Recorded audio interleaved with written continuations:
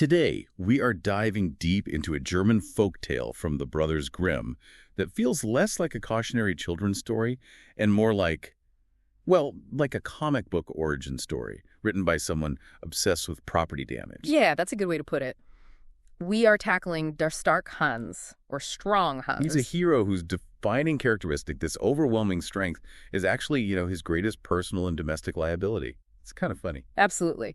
Our mission today is to quickly get the main story beats of this wonderfully exaggerated tale, but maybe more importantly, understand how it uses this absurd physical strength. To comment on what exactly? Well, things like civilization, jealousy, and maybe the limits of just brute force. If you've ever wondered what happens when your muscles are just too big for your house, this is the deep dive for you. Okay, let's start with the origin story. It's incredibly dark, but it immediately injects this layer of bizarre domesticity. Right. The tale opens, Hans is only 2 years old. He's with his mother. They're just out picking flowers and fir branches in some secluded valley. Peaceful stuff. And bam! Suddenly they're captured by two stone-hearted robbers. And immediately taken to a dark cave, a genuine robber's lair. The source really paints a picture here. How so? It's lit only by a hearth fire, but it's surrounded by flashing swords, sabers, and it even says other murder weapons. Just pure menace. And here's the first, totally absurd twist. The mother isn't just a captive. She's forced into service as the official housekeeper. Yeah. Tidying up around the instruments of death. It's that contrast, isn't it? Extreme danger right next to the mundane. It's fascinating. And because she needs something to do, apparently she finds an old night book in the cave somewhere. And teaches young Hans to read, amidst the robbery and murder weapons. Exactly. It's subtle, but it's important. Hans isn't just going to be muscle. He's a brute with, accidental literacy, developing two kinds of power in this hideout. Okay, fast forward. Hans is 9 now. He's getting strong, obviously. And he's ready for, well, something. His first move is self-reliance. He makes himself a weapon, a strong noodle, a club, basically from a fir branch, and he hides it. Smart kid. But his first confrontation isn't about escaping, is it? No, it's about identity. He goes right up to the captain of the robbers and demands to know who his father is. Bold move for a 9-year-old facing down a kidnapper. And the captain's response, pure physical comedy. He just laughs and gives Hans this slap, so powerful. Hans tumbles under the table, just sent flying. Right. But here's the thing about Hans. A normal kid. Yeah. Devastated. Crying. Hans, though. He crawls out, sizes things up, and just decides, okay, I'll wait a year. It's calculated. Cold, long-term rage. He processes humiliation by, scheduling his revenge for when he's stronger. Which tells you everything about how his mind works. He knows the captain's stronger now, so the next year is just bulking up. 12 months of nothing but a muscle mass campaign. Meanwhile, the captain learns absolutely nothing. Of course not. Age 10, Hans is back. He confronts the robbers again. They're drunk this time. Asks the same question. And the captain, predictably villainous, delivers another huge slap. Sends him rolling under the table again. You'd think he'd see it coming. But this time, Hans has, maxed out his stats. He pops right back up and delivers this brutal, instantaneous beatdown with his clubs. Just bam, bam, bam. He leaves the captain and all the robbers completely unable to move their arms or legs. Wow. We went from slapstick to total incapacitation in, 0 seconds. Exactly. And the mother's reaction? Is she horrified? Traumatized? Nope. She's described as being full of astonishment at her son's strength. Just amazed. Huh. It's like she's accepted that in their world, this overwhelming force is the only thing that actually works. Survival mode. It's the ultimate survival mechanism. So robbers neutralized. Hans then pulls off the most successful bank heist ever conducted by a 10-year-old. How? What does he take? Well, for his travel gear, he grabs a large flour sack and just fills it completely. Gold, silver, and, quote, other beautiful things. Okay, so he's got freedom, he's got fortune, all thanks to a club and 2 years of simmering rage. But this wealth and this strength, they're immediately going to cause problems back in the normal world. Right, the homecoming. They finally get back. The father thought they were dead for years. Obviously, he's overjoyed. But Hans is 12 now and already a head taller than his dad. Yeah. And he's carrying this literal sack of fortune. And what does he do with it? Just drops it by the door? Oh, no. He casually places the incredibly heavy sack on the humble oven bench. Uh-oh. I can see where this is going. Exactly. The house cracks, the bench breaks, the floor underneath breaks, and the whole sack, with all that wealth, just sinks straight down into the cellar. Property damage level. Expert. This is kind of the core theme, isn't it? His strength is just too much for normal life. It's immediately toxic to the ordinary world. He can't even put down his luggage without causing a structural collapse. He's literally too big, too strong for the life he was meant to return to.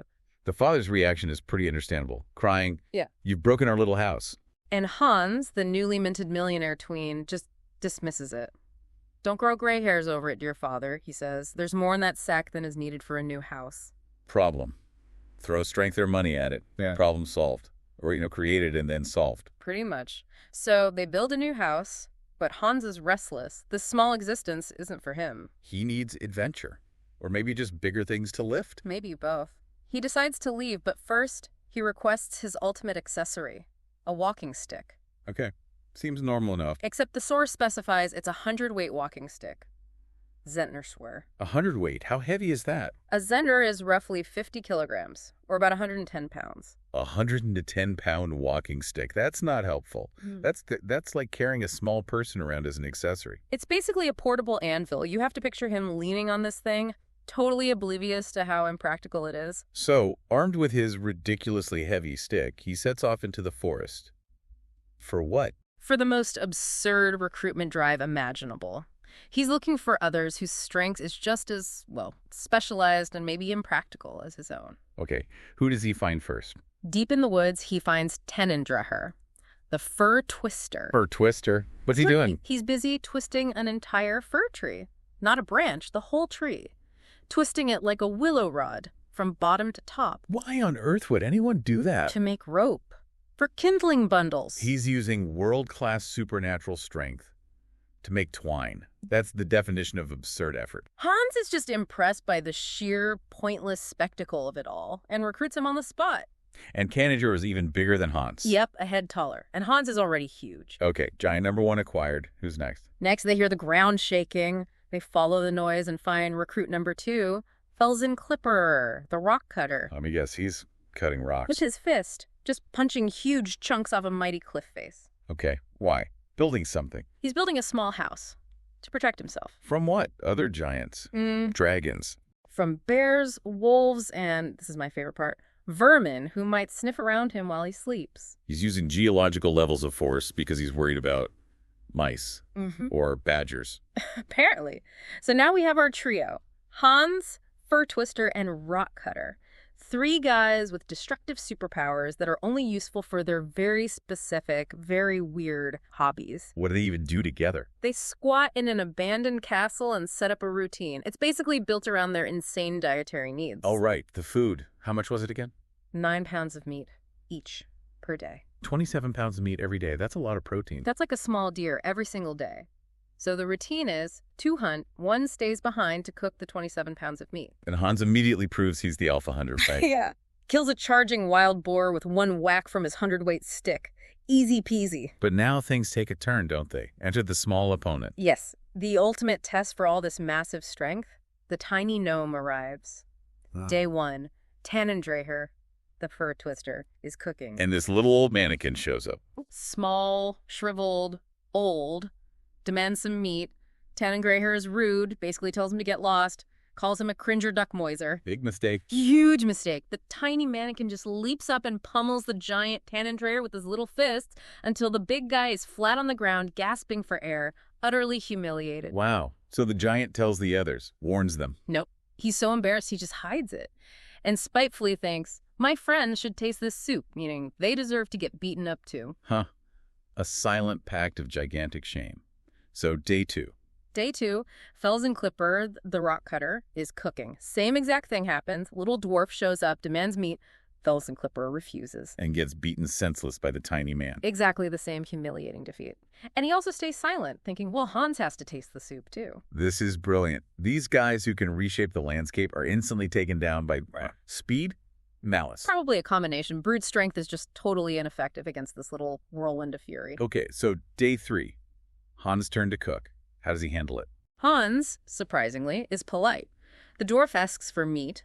Hans gives him some from his own share. Generous. The dwarf asks again. Hans gives him more from his own share, but the third time... Hans draws the line. Yeah, he says, you are becoming impudent.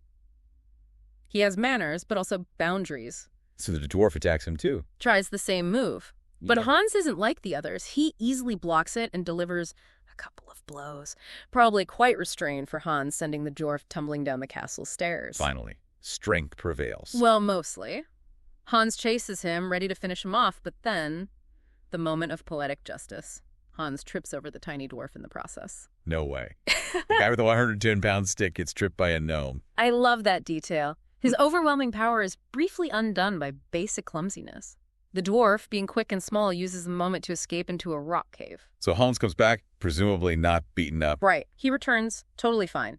And the two giants, seeing he's unharmed, finally fess up about their own beatings. What does Hans say? Is he sympathetic? Not really. He just bursts out laughing, scolds them. Serves you right. Why were you so stingy with your meat? Then adds, but it is a shame. You're so big. And you let that little dwarf beat you up. Bit harsh, maybe. Okay, so the dwarf escaped into a cave. What's in there? Ah, the main plot driver. The damsel in distress. Hans gets lowered into the cave in a basket. And finds. An indescribably beautiful princess, chained up, guarded by the dwarf, who's apparently just grinning at Hans like a monkey. Creepy, so Hans deals with the dwarf. One strike. Dwarf threat neutralized. Princess found. Time to go up. But Hans learned something from the giant's earlier behavior, right? He did. He learned about their secretiveness, their shame, maybe their potential for treachery. He doesn't trust them. So what's his plan? He sends the princess up in the basket first. Smart move. When the basket comes back down for him. He doesn't get in? Nope. He uses his greatest burden, his most impractical possession, as a strategic asset. He puts the 100-weight walking stick in the basket instead of himself. That's actually brilliant. Using its weight, its biggest liability, as a perfect body double. Exactly. And sure enough, halfway up, the companions cut the rope, drop the basket. Their betrayal is confirmed. And Hans is now stranded deep underground. His strength can't help him here. Not at all. But while he's down there, trapped, he notices something. A glittering ring on the dead dwarf's finger. Magic item. You bet. He puts it on, twists it, and instantly air spirits, Luftgeister, appear. They declare him their master. Well, that's convenient. Extremely. They carry him to the surface as fast as lightning. The story makes it clear magic, not muscle, is what solves this life-or-death crisis of betrayal. Okay, so he's back on the surface. Where are the treacherous giants and the princess? He sees them. They've fled, got the princess onto a small ship, and they're already far out on the water. Hans is furious. What does he do? Just rage? He rages, runs to the coast, and just jumps into the sea to swim after them, still holding his 100-weight stick. Oh, no. Please tell me. Yep. The tale gives us one last, perfect, hilarious moment of physical comedy. The 110-pound stick immediately drags him underwater. He's drowning. His signature weapon, the symbol of his impractical power, almost kills him the second he takes it into water. That's the ultimate punchline. It really is. He has to twist the magic ring again at the very last second just to survive his own strength accessory. So the air spirits save him from his fic. They do. They pluck him out, carry him instantly to the boat. Hans, now airborne thanks to magic, finally administers the deserved reward. With the stick, presumably. With the stick, beats the giants and throws them into the water. Justice served. And the princess? He rows the princess, now saved for the second time, once from the dwarf, once from the giants, back home. They marry.